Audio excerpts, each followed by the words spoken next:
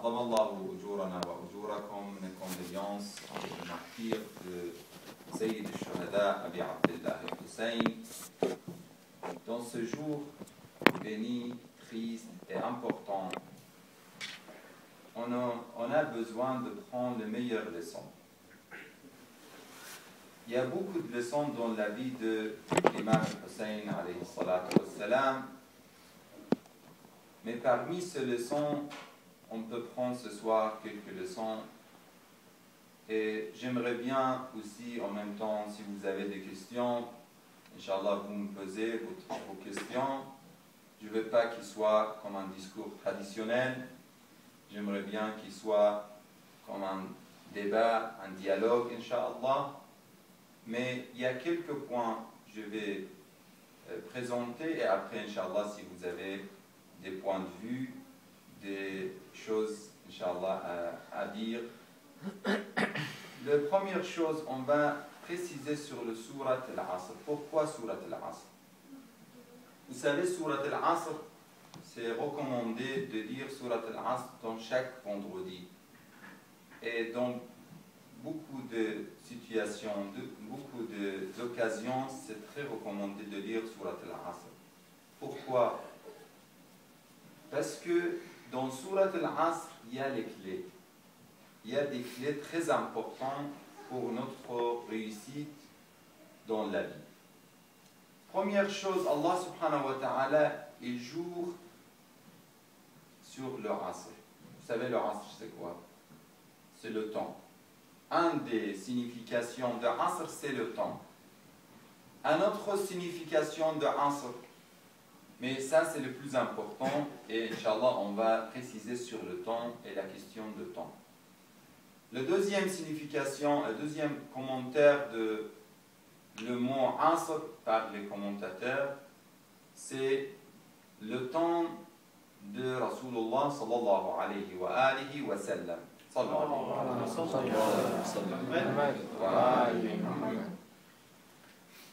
Le temps de prophète. Pourquoi le temps de prophète? Parce que c'est un temps très important. C'est un temps qu'il a changé complètement la vie de l'humanité. C'est un temps le prophète, il a changé sa communauté complètement, d'une manière que sa communauté, qu'il était dans le Asr al-Jahiliya, l'ignorance totale, les gens qu'il se tuaient pour les petites choses, des fois pour un petit peu de nourriture, pour un mouton, pour quelque chose, pour un chameau, ils se tuaient entre eux. Cette société qui était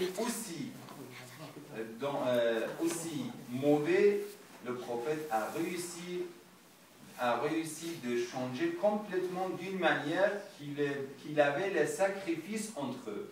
Vous savez, dans quelques temps, avec le moral de prophète, avec le comportement de prophète, avec les paroles de prophète, avec le Saint-Coran, bien sûr, et avec la présence de prophète, sallallahu alayhi wa sallam, tout était changé d'une manière que les gens, ils faisaient les sacrifices d'une manière que dans les guerres, vous savez, peut-être vous avez entendu dans l'histoire, que les gens, ils donnaient l'eau à l'autre pour que l'autre, il se sauve, et eux, ils étaient prêts à mourir, mais son camarade ou son ami soit vivant. Ça, c'était pas dans l'époque de Jahiliya, c'était juste après cette époque, le pire des époques, l'époque de Jahiliya, l'ignorance totale, c'était juste après que le prophète a changé cette communauté. Ça, c'est vraiment une grande chose. Et nous, on a besoin toujours de penser comment on peut être grande personnalité. Ce n'est pas seulement le prophète qui change les sociétés. Vous pouvez être des grands personnages qui vous pouvez faire le islah, comme l'imam Hussein alayhi salam. Comment on traduit l'islah?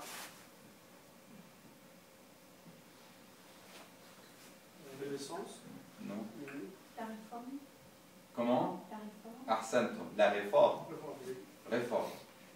On fait la réforme, c'est comment on peut être réformateur dans une société. Vous ne soyez pas étonnés. Vous soyez pas étonnés. C'est pas le réformateur, c'est pas, il n'a pas des caractères que vous n'avez pas.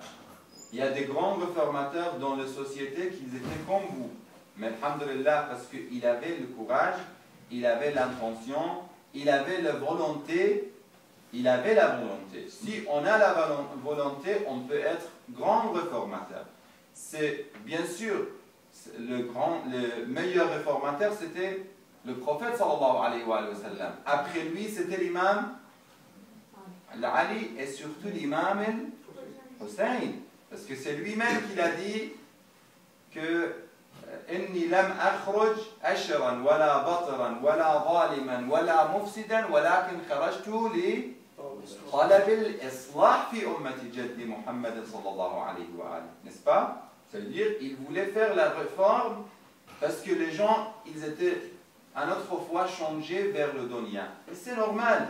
L'insan, l'être humain, si on ne l'appelle pas, il va être égaré.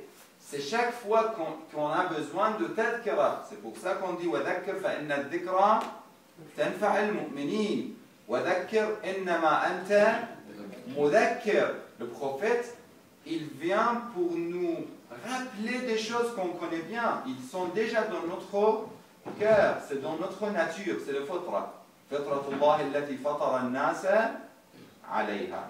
Bon. Quand on sait que que le prophète il avait ce rôle-là, et c'est un rôle béni, c'est un bon rôle, c'était le rôle de l'imam Hussein, il sera le rôle de qui aussi? De nous et après nous. Le meilleur rôle c'était, c'est-à-dire le vrai réformateur dans notre époque, Ahsantum, l'imam al-Mahdi ajjalallahu ta'ala farajahu al-sharif. C'est pour ça, surat al-Asr, il dit Wal Asr. Aussi, ils ont traduit, ils ont commenté par Asr Dhuhur al-Imam al-Mahdi ajjalallahu ta'ala farajahu al-sharif. Sallu ala Muhammad. Et c'est pour ça qu'on trouve cette époque qu'il est aussi un des meilleures époques, pas un des meilleurs, il est le meilleur époque. L'époque de l'Imam al-Mahdi, c'est le meilleur époque. Bon, ça c'est important aussi qu'on soit les préparateurs ici. Les préparateurs, réformateurs, en même temps pour être les préparateurs de venir de l'imam al-Hujja ajjalallahu ta'ala farajahu al-sharif. Comment on peut être comme ça? Comment on peut être réformateur, préparateur et tout ça? Il faut organiser ça. Il faut un programme. On ne peut pas arriver sans programme. On ne peut pas arriver comme ça. Ce n'est pas par hasard. Il n'y a rien par hasard. Ce n'est pas qu'on n'accepte pas les gens qui disent que cette création, il est venue par l'hasard. Ça, c'est incroyable, impossible. C'est inimaginable de dire ça. Et peut-être vous n'étiez pas là, j'ai raconté l'histoire de Newton. Je ne sais pas si vous étiez dans le majlis et vous avez entendu ou pas. Vous avez entendu. Bon. Newton, c'est un exemple. Lui, il n'accepte pas que la création soit par hasard. Ça, c'est incroyable. Bon.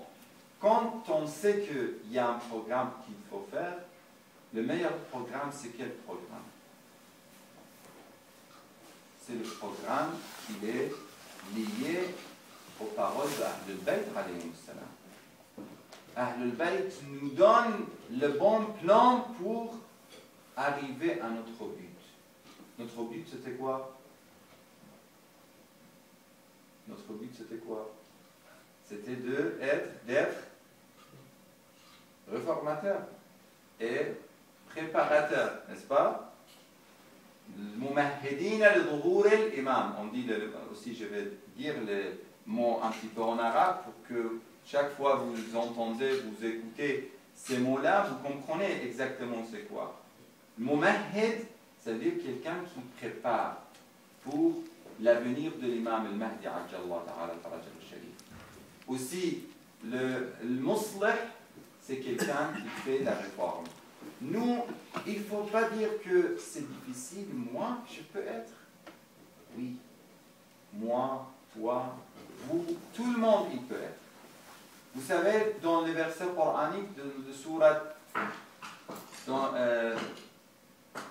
dans un surat, maintenant je ne me rappelle plus, Allah subhanahu wa ta'ala a dit وَعِبَادُ الرَّحْمَنِ الَّذِينَ يَمْشُونَ عَلَى الْأَرْضِ هَوْنًا jusqu'il arrive وَالَّذِينَ يَقُولُونَ رَبَّنَا هَبْ لَنَا مِنْ أَزْوَاجِنَا وَذُرِّيَّاتِنَا قُرَّةَ أَعْيُنٍ. Après, qu'est-ce qu'il dit?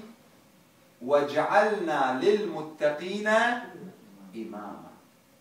Ça veut dire chaque mu'min, il demande à Allah, il fait l'invocation vers Allah subhanahu wa ta'ala. Dans cette invocation coranique, qu'est-ce qu'on dit? On dit Rabbana hablana min azwajina wa dhurriyyatina qurrata a'yun waj'alna lil muttaqina imama. Ça veut dire, oh Allah, fais-moi d'une manière que je sois un imam pour les muttaqin. Chaque personne, il peut être un imam. Il ne faut pas penser très courtement. Moi, je vais être, par exemple, un prof. Je vais donner des leçons ici, par exemple, à l'école, et c'est bon, c'est fini.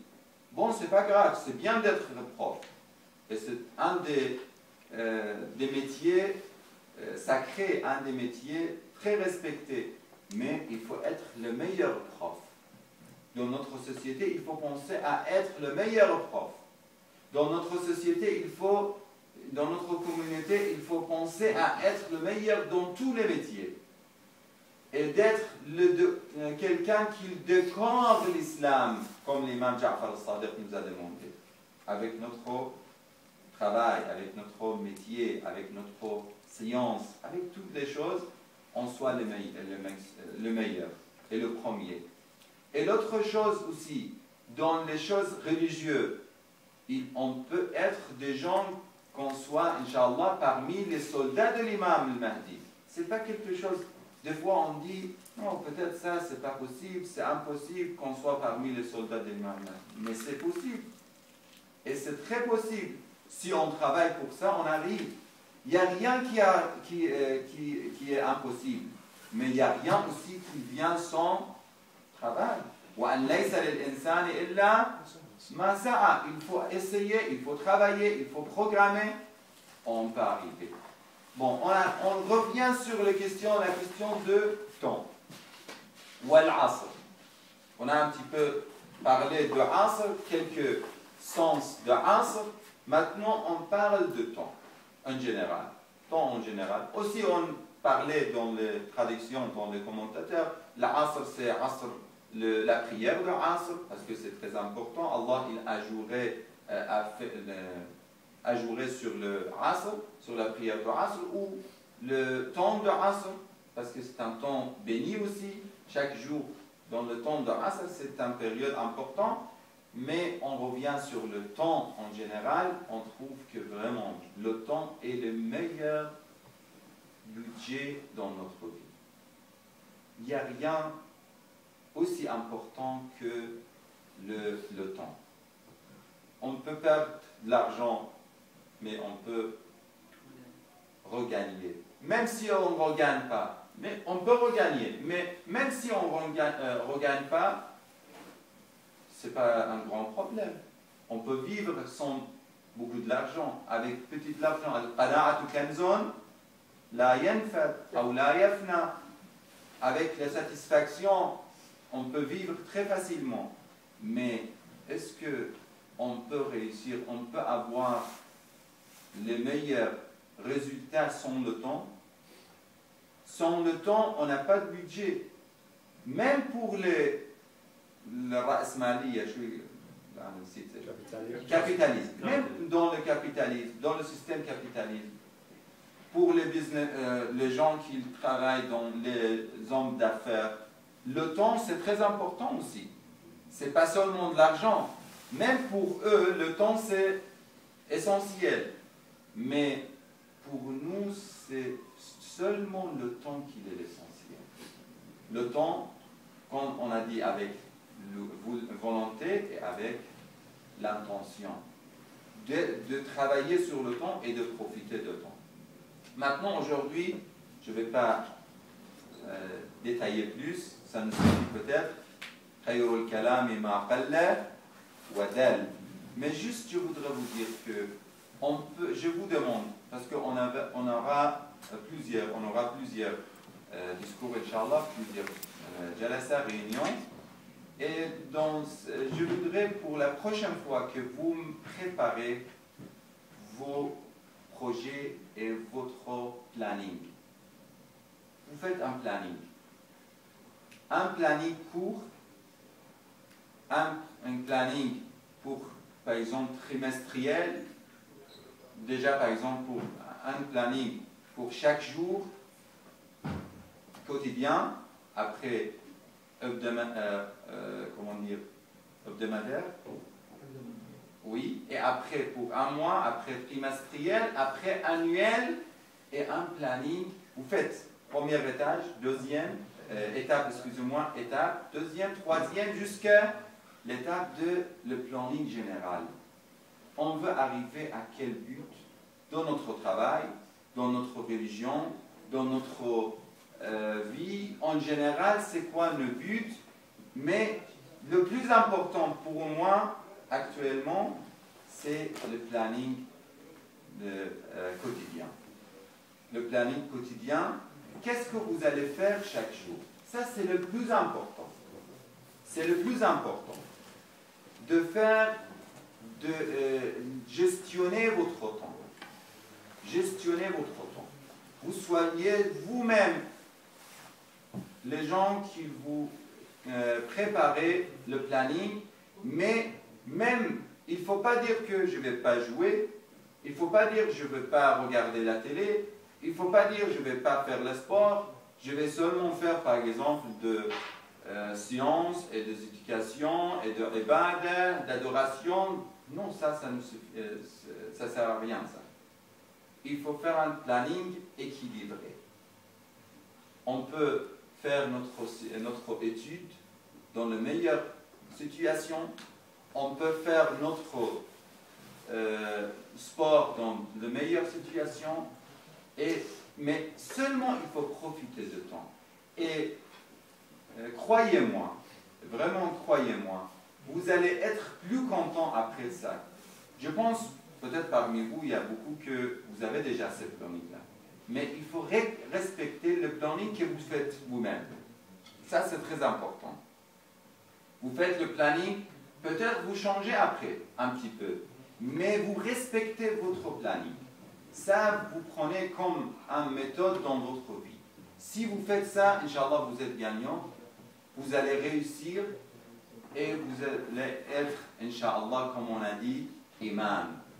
Pas imam de prière seulement, Inch'Allah, aussi imam de prière, mais imam, ça veut dire quelqu'un qui est leader. Toujours leader. Vous soyez toujours leader. Ça, vous prenez, Inch'Allah, votre temps. Vous avez 2 jours, je pense. Vous avez 2-3 jours. Vous avez le temps, Inch'Allah. Je vous demande de faire ça, Inch'Allah. De faire votre planning. Vous mettez le temps pour la télé, le temps pour... Même que je vous parle, ce soir je vais parler, vous essayez de soyez dans le discours et dans le majlis, et je vais parler un petit peu de questions de télé, de problèmes qui sont dans la télé, sans savoir. Vous savez, aujourd'hui, un des problèmes essentiels de notre société, pas seulement société musulmane, de société en général, même les chrétiennes, ils crient de ce problème-là. Vous savez, peut-être que vous ne serez pas tout le monde dans le discours, je vais dire ça. Vous savez, il y a le président de F6, excusez-moi. F6, c'est un télé, c'est une chaîne française très connue, très importante. Le président de cette chaîne, il y a quelqu'un qui avait fait l'interview avec lui, il a dit que j'ai entendu que vous n'avez pas un télé chez vous, monsieur tel. Il a dit, est-ce que c'est vrai? Et lui, il a fouillé de nous répondre à cette question-là. Vous savez pourquoi? Parce que vraiment, il n'a pas... Lui, il est le président de télé, de chaîne télévision, mais il n'a pas un télé chez lui-même. Et il y a beaucoup de gens, des juifs, des chrétiens, mais des gens sages, qu'ils n'ont pas télé, des grands avocats. Moi, j'ai suivi ça. Des grands avocats, des grands rechercheurs. Et vous trouvez qu'ils n'ont pas un télé chez eux. Peut-être vous allez demander, mais comment ils passent le temps? Comment ils s'amusent? Comment ils s'amusent? Il y a beaucoup de choses à s'amuser. On peut faire le sport. Le sport, c'est quelque chose qui est important pour la santé et même pour le raisonnement. On peut faire aussi la lecture. On peut faire ça veut dire des sorties avec les amis, mais de bons amis comme vous, alhamdoulilah, entre vous. Il y a beaucoup de choses à faire pour s'amuser. Ce n'est pas nécessairement la télé. Des fois, on est devant la télé pour quelques heures et on n'apprend rien. Et la différence, je vais vous dire aussi une chose très très importante. La différence entre les gens qui lisent et les gens, qui lisent et les gens qui regardent la télévision, c'est quoi? Vous pensez c'est quoi? J'aimerais bien, parce que je n'ai pas entendu de vous. Oui. L'intelligence. L'intelligence, pourquoi? Parce que quand il regarde la télé, il apprend rien. Oui. Ah, ça bon. Quoi encore? Oui. Quand tu lis, tu es en train de chercher par toi-même ce que tu cherches pour savoir qu'est-ce que tu veux. Exactement. Exactement, c'est ça. Quand vous lisez, c'est vous que vous lisez. C'est vous que vous cherchez l'information que vous voulez. C'est vous que vous cherchez pour faire les informations pour les autres. Par exemple, les gens qui font les programmes de télévision, eux, ils ne vont pas regarder la télé pour faire le programme de télé. Ils vont lire des bouquins et des livres pour donner des informations et pour faire des théâtres, pour faire des programmes, des cinémas, des films, n'est-ce pas? C'est eux-mêmes qui vous donnent ce qu'ils veulent. Et il y a une grande différence entre les gens qui cherchent eux-mêmes pour apprendre quelque chose et les gens qui le mettent devant. C'est-à-dire c'est une soumission, excusez-moi. C'est une soumission aux autres, comme on est devant la télé. Ça, c'est quelque chose de très important. Vous aussi, c'était un côté de la différence. Moi, je ne veux pas parler plus. J'aimerais bien vous entendre. Et si vous avez des questions, si vous avez des avis, si vous avez des points de vue sur ce que je viens de dire.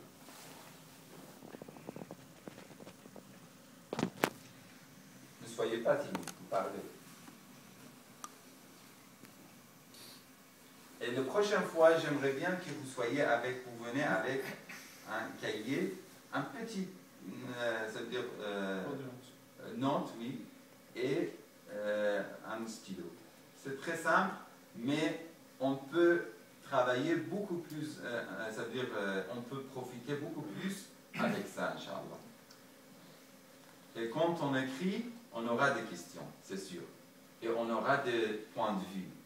Plus que seulement on écoute et on entend sans écrire. Ça aussi, c'est très important et essentiel. Si on a cette habitude, ça va changer beaucoup de choses pour nous, Inch'Allah. Au nom des présents et surtout les messieurs qui sont responsables du club des gens ici, on vous remercie, monsieur le chef. Et on s'excuse qu'on a commencé un peu tard ce soir. On espère que la prochaine fois, ce sera jeudi, qu'on va commencer avec des grands nombres. On vous remercie. Excusez, je veux encore ajouter quelque chose à propos de Surah al-Karim. Allah subhanahu wa ta'ala a dit dans Surah al-Asr, toujours l'homme est échouant. sauf les gens qui travaillent. Inch'Allah, on va arriver la prochaine fois, je vais continuer sur ça. Ahsantum, c'est très important. Oui. C'est très important. Parce que c'est lié. Oui. C'est exactement, Ahsantum. C'est un bon... toujours le travail. Ahsantum, c'est toujours le travail. إلا الذين آمنوا وعملوا. Ça ne suffit pas d'être mu'min, de faire la prière, mais de ne pas travailler. Influencer dans la société, dans tout le domaine. Et vous n'avez rien? J'aimerais bien que quelqu'un me pose une question ou me donne son avis.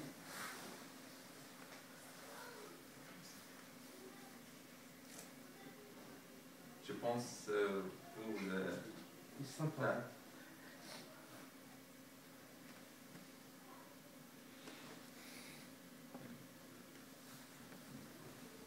Bon, Inch'Allah, je vous laisse pour la prochaine fois.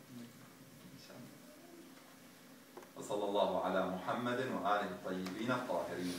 اللهم صل على محمد